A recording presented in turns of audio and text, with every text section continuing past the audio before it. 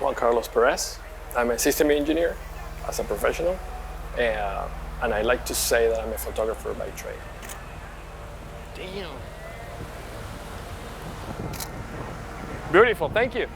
I have always appreciated photography and the emotions that a certain picture could, elicit from me. One day, a very good friend of mine, her sister was getting married, and she wanted to have couples pictures, but they didn't have the budget to do it. So they say, hey, do you have a camera? Do you want to try it? You say, sure, I'm not a photographer, I don't know how they're going to come out. But they trusted in that somehow that will be great. They basically became the art director of the session, and I was just there. They came out amazingly good. I say, maybe I should do this. And then that's how it took off. When I think of naturalistic side of photography, the first that comes to my mind is photojournalism. Things were happening and you were there and you captured the essence of what was happening. I can't really speak much about it because I'm not a photojournalist. But I figure that the most challenging part is to gather the courage. A guy that I really looked up because of the work that he did, Robert Capa. He was a war photographer and the best war photographer ever. Every time that I see a Robert Capa picture, I could cry. His most famous picture, the one of a militant just at the moment of being shot. He was that close, and he captured the guy just being shot before falling off. He didn't capture the dead body of the guy, he captured the moment that he got shot. Every frame has to tell a story. Every frame. That's your main goal. Hi there, how are you? Can I take a picture of you while you're against the wall?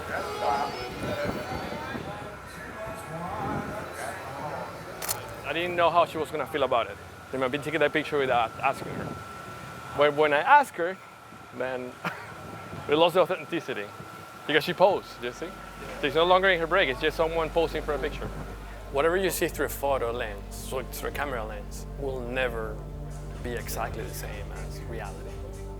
Like the moment that you decide that you're gonna go and use 85 millimeters instead of 50 or 35, your subject's gonna look completely different. So you're already manipulating reality when you do that. The moment that you choose a certain camera angle, like you want to shoot it from below so that the guy looks grandiose, you're already changing the narrative at that moment. But there's also the fact that the reason why we manipulate the photos that we take is because we want to make sure that whoever is looking at the photo is in the places where you were intending to take the picture. Something, if you can rise through them toward me. Okay, thanks. Yeah. So I don't think it takes away authenticity. Awesome, thank you. If anything, it would enhance it. I was reading that some guy was of the opinion that trying to find authenticity in a photography is a lost cause, because there's nothing authentic about photography according to him, because at the end it's fiction. At the end is the idea of someone who wanted to take the picture, and he had it in his head, so he reproduced it. One more. Awesome, thank you. The kids are making a documentary about photography, so we're just doing a street photography. Okay. And I'll probably post them on Instagram if you wanna. Yeah, sure, man. I'll actually repost it on our page. Yeah. That's the new normal. Social media is one of our greatest blessings, but on the other hand, is one of our greatest curse of all time. I'm starting in a medium that it's filled with young people, some of them really, really talented, but it's overcrowded. It's very competitive, and I'm stepping into that place with 50 years old. It's not easy, but I wouldn't been able to reach or make the networking that I've done so far in the past 5 years without social media. To me, social media is fiction. It's nothing else but fiction. And people build an image that they want to portray themselves, as they want to portray themselves in that fiction. You're a natural. It's not real. It's not who you are. Even though you want to believe, or some people want to believe, that's what you are. It's not true. That's what you want people to think you are. And then you build this, persona. Social media is giving a microphone to everybody. And not everybody is necessarily super smart.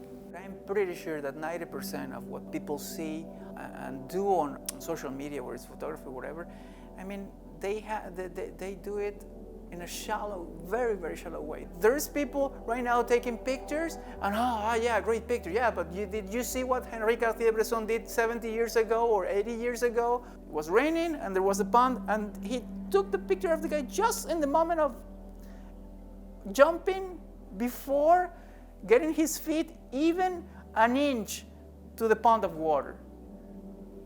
That's the aha moment. Most of the people, they don't know how to behave in front of a camera because the camera can intimidate.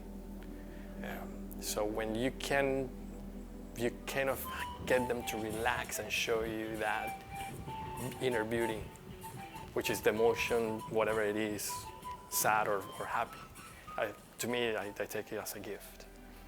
I mean, if you see this picture of the guy jumping before getting his feet or his whole body inside this pothole, this water-filled pothole, that's authenticity. And that's timeless.